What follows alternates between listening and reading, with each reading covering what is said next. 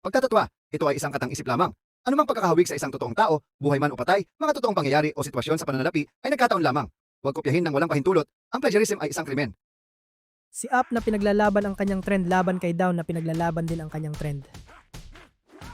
Hoy, Down! Lagi tayo nagtatalo, di na tayo magkasundo. Eh ano ngayon? Sa hindi tayo nagkakasundo kaya nga lagi tayo nagtatalo. Sinabi ko na nga mas okay sa taas eh. Hindi, mas okay sa baba, sinabi ko na eh. Kung di isa ang lamang sa atin, lagi tayo napupunta sa gitna.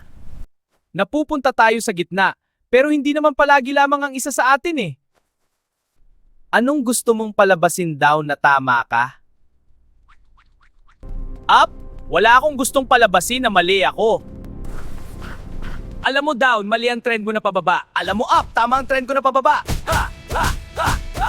Alam mo Down, tama ang trend ko na pataas. Alam mo Up, mali ang trend mo na pataas. Paano kung ang trend ay kahalintulad o naging sitwasyon, pangyayari at iba pa? Abangan!